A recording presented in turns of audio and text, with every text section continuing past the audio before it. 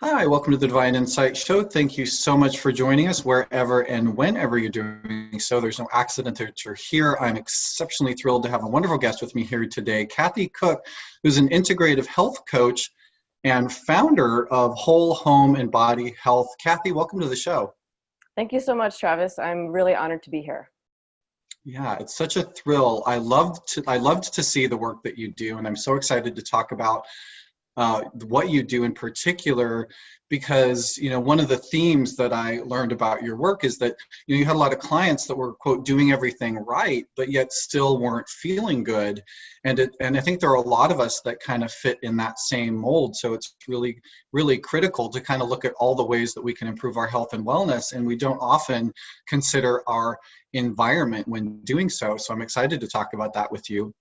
But first, can we just kind of talk a little bit about what an integrative health coach is and what that looks like?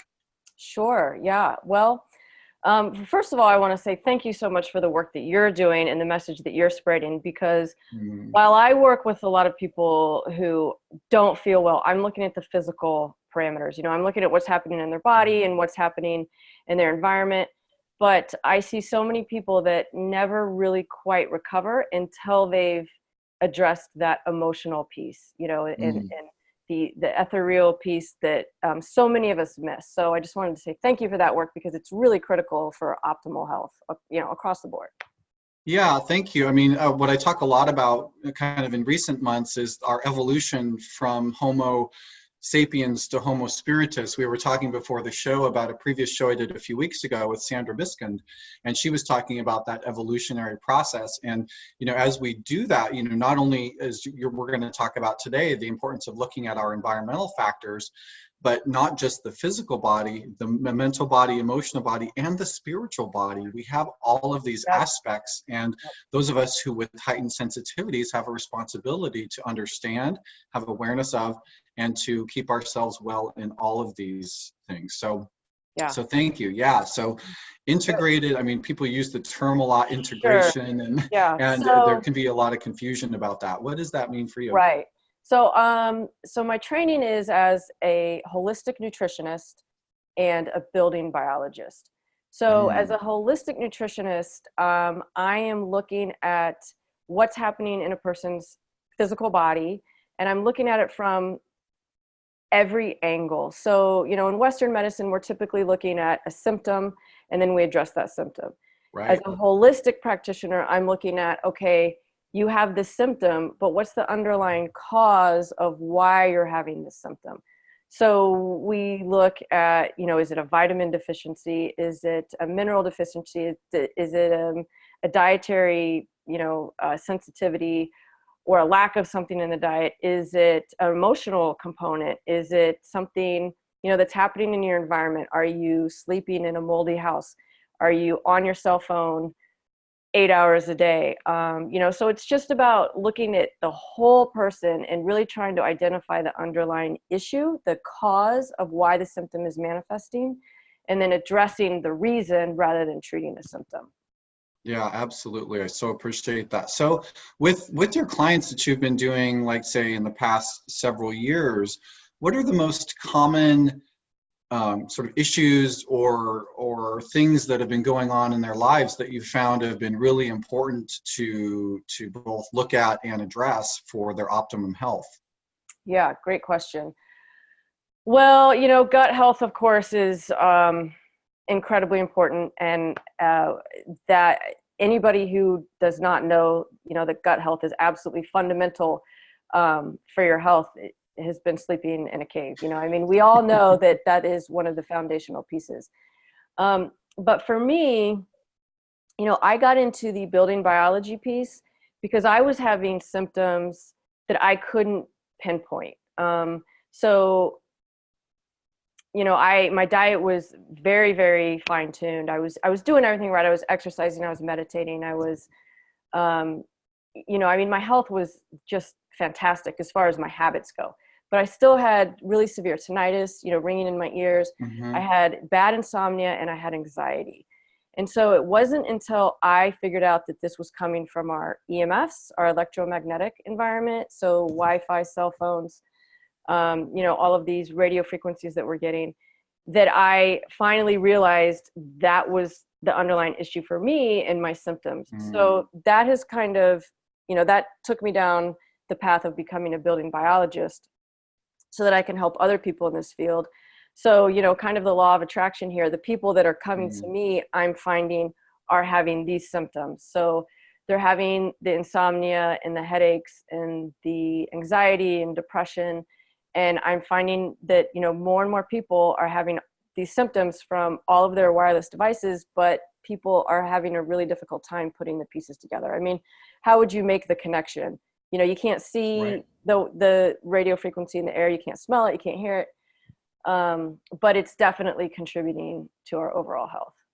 So that's what I'm seeing most of. Yeah, thank you. I really appreciate that. And it's so true that, as we work through our health and wellness and feel better, suddenly, like you said, law of attraction, law of affinity, here we are now, somehow coalescing with all of the other people that are experiencing those type of symptoms. One of my closest friends of many, many years got her own test kit, EMF test kit, and does it kind of as a side hobby where she'll go to people's homes and put the tester on the bed and in different areas where you might be in the home. And it was astounding to see the significantly high level of frequency of just noise, if you will, for lack of a better term. So, and it's interesting you talk about that. I had black mold that I was breathing in that I couldn't really smell for several years in an apartment in the East Side. I ultimately needed to have lung surgery, and it was kind of hard because I thought I was relatively healthy, but it was like losing a lot of weight, coughing up blood, like what's going on here? Not fun. But that was like 12 years ago. But it does make one a little bit more aware of the atmosphere within the environment, and just, doing a good clean of your home isn't going to be enough to really eradicate this sort of environmental effect. And even at this, we were talking just briefly about sort of clearing your spiritual nature, doing sage and incense isn't going to do it either. So you actually have on your website, what's the website? It's Whole Home and Body Health. Whole Home and Body Health. You have information that I saw about EMFs. And what is your sort of service area? Where would you be able to help people specifically with, if you were going to go to their home? Sure, yeah. So as a building biologist, there's kind of two tracks, and one of them is air quality. So like you're saying, the mold, I mean, that's a horrendous story, and people don't really realize mold can kill you. I mean, mold can really make your life very miserable, and it can be a life-threatening situation if it gets as severe as your case was, for example. So we look at air quality. And in addition to mold, we're looking at, chemical off-gassing. Somebody brings a new carpet into their house and suddenly they're getting headaches because of all the chemicals, off-gassing from that carpet. Or, we're looking at ventilation and just, how clean the air is and what you're breathing in every day. So that's really, really important. And then we have the EMF piece.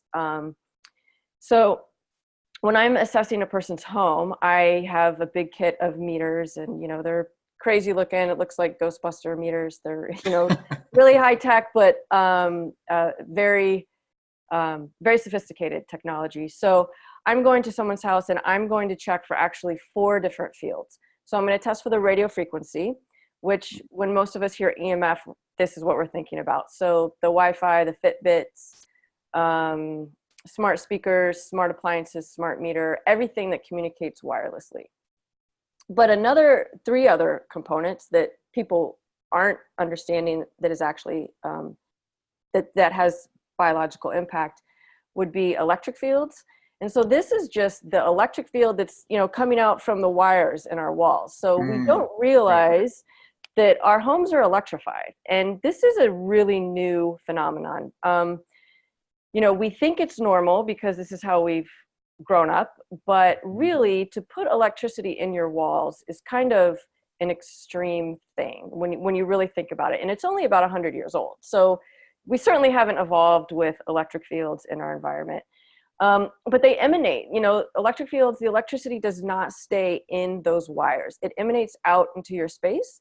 So you definitely are getting some electric fields just because you live in a home that has wires running through it. Mm. So I help clients to mitigate that. And a lot of times, most of the time, that deals with turning off breakers to the bedroom specifically, because it's in the bedroom that we're most concerned, because you're sleeping for 8 hours a night. And if you're not getting good quality deep sleep, we all know what your life can be miserable. So we like to turn off the breakers at night so that we can reduce that electric field in the bedroom. And then we're also looking at magnetic fields, and that kind of goes along with the electric fields, but it's a little bit more biologically active, less frequent that we find magnetic fields, because typically this has to do with like a wiring error. So an electrician may have, combined two different neutrals in a junction box, and you don't need to worry about what that means, but it creates this kind of loop where there's a big magnetic field. And so I'm trying to reduce that. It could be even from overhead power lines. And unfortunately, there's nothing you can do about that. But, I'll do real estate assessments for people. And just recently I did one for a client of mine who found their dream home. It was a great house. It was in their price range. They were very, very excited about it. But across the street were some high tension power lines. So I had to go over and measure and tell them the bad news that I wouldn't live there because the magnetic fields were just too high. And they have 3 young children, and they're concerned about their children growing up in that environment. So I'm looking at that too. And then finally, I'm looking at dirty electricity, which is just basically an altered sine wave. So here in the US, we run 60 hertz electricity through our walls. And with all of our devices, we've got stuff plugged in at every outlet, computers and LED light bulbs, washers and dryers, things that alter that sine wave. And then that releases some electrical pollution out into the environment.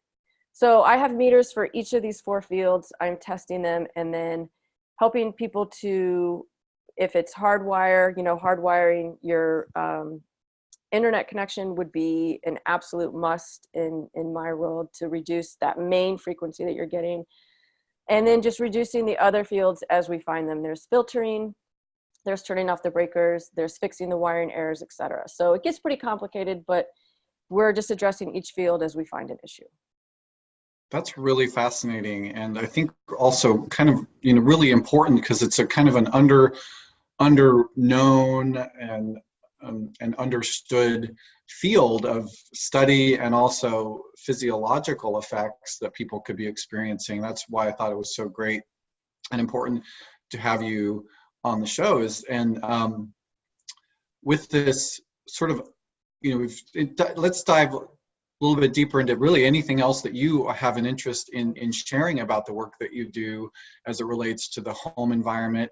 I think, well, maybe here's another thing that I wanted to ask you about. What can be done about the work environment? And is there anything different that you have observed with clients with respect to the work environment that you think might be helpful to share? Right. That is a really great question, because you can control your home, but when you're out in the world, it's a different story. And so each environment really is going to be very unique and individual. One thing that I would say is just raising awareness is very important. So, when I first got into this field, and even sometimes now, I'm a little bit shy about divulging all of this information we're talking about, because people think it's crazy. And, I actually get quite a bit of hate back at, my profession, because people say that I'm fear-mongering, or, I'm just out to make money off of this, and there's really no legitimacy or no science behind it, which I think is crazy, because it's not like I'm making $1 million off of testing people's homes for EMF, right? But it's important to note the difference between the industry-funded science and the independent research. And that's really what we have to kind of focus on. It's a really critical point, because people will say, oh, well, I looked this up and I read a couple articles and I did a 5-minute Google search and there's clearly no evidence. And I'm thinking, well, if you knew the industry the power behind the industry and what you're seeing, then you would understand that the independent science is really being buried. But when you access that and you look at it, it's just, there's no question. We know the biological impact of what's happening here. But to address your question, when you're in the work environment, so raising that awareness and bringing, to your coworkers, if they're open to it, or to, the boss or whoever owns the building, if you can bring them this science and you can get this building hardwired, that really is the main frequency, the main EMF that we're dealing with in the office environment. It's going to be the Wi-Fi, because there's Wi-Fi through, and there's a router in the office next to you, in the office above you, in the office below you. So if people are open to it and they're willing to hardwire, that would be the biggest step that you could take to reduce these frequencies. And really, a lot of office buildings still are hardwired, even though they still have Wi-Fi as well. So a lot of businesses want Wi-Fi for their clients that come in, even though some of their computers are still hardwired. And I would just encourage people to consider being, hardwired only. So that's one thing. If, everybody in that building is open to it, because I realize a lot of times that that's not going to happen. Yeah, So I think people rely so heavily on the convenience aspect of it. But, living in an apartment building myself in Los Angeles, you can turn on your Wi-Fi in the public on your computer, and you can see sometimes 3 dozen routers, right? All those connections. Right. And if we think about it from an environmental perspective, these things are occurring in our energy field, right? In our physical energy field, from the auric level sense, surrounds us 6 feet in all directions. So anything that is interacting with our field can affect us, as you're saying. And I appreciate your point about the science. I saw memes out there, obviously there's a million memes, but there's one about, your Google search does not equate to my law degree or someone's background, and though it's convenient, right, it is information. I did want to point out I don't have it on me right now. I just have some citrine. But there are products that you can purchase to wear on your body that reduces the effect of EMF frequencies on it. In fact, I have one, I just don't have it on me, called the E-Force pendant. And you actually put it on and it can help reduce or mitigate, probably not eliminate, obviously, because it's about the source, right? As you say. But what about if people turn off the Wi-Fi or unplug their router at times when they're not using it? Would that be helpful? Absolutely. And so, when I'm going into a client's home, I'm giving them, options that are kind of on a spectrum, because I realize not everybody is going to hardwire everything in my home is hardwired. Absolutely. And I realize that not everyone is quite at that point and they're not willing to do that. So there's multiple things. So for the Wi-Fi router, one, at a minimum, I say unplug it at night. Again, it's during that time of rest and repair that we don't want these energy, frequencies in our sleeping environment. So at a minimum, unplug it at night, or you can put a timer on it, which is convenient. You can have it say set off at 10 every night and come back on at 8 or whatever it is. There are Faraday cages you can buy. So it's like a metal box and it looks like mesh. So you could put the router inside that box and it will cut the frequency quite significantly, 80 to 90%. And then I have shielding cloths too. So when I'm out doing assessments, I will often use this to test. It looks just like a piece of cotton, but it's actually got silver woven through.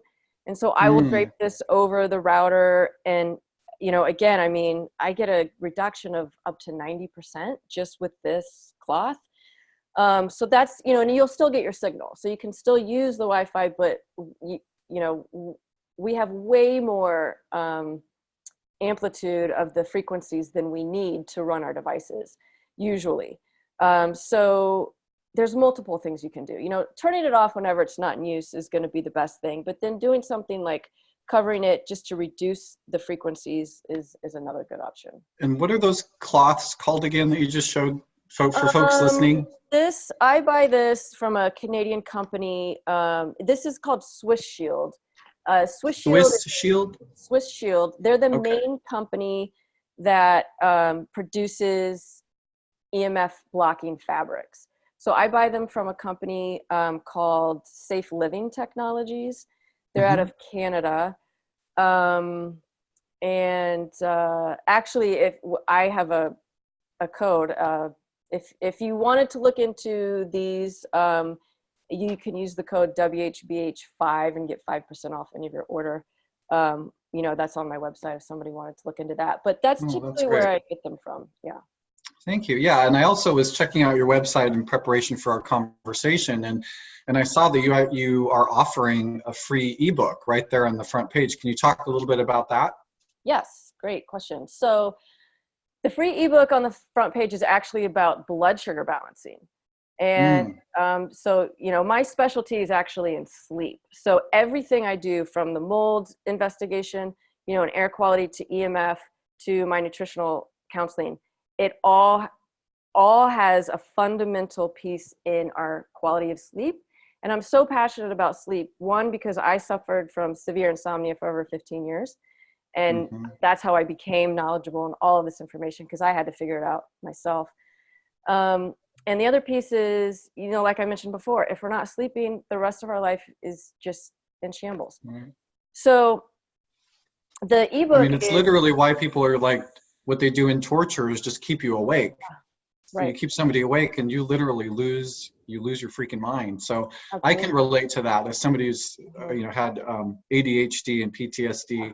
Right. And heightened anxiety for much of my life, while before getting that managed, I would continually suffer from lack of sleep for weeks on end. Sometimes sleeping 3-4 hours just is not sufficient to actually nourish your brain and your wellness.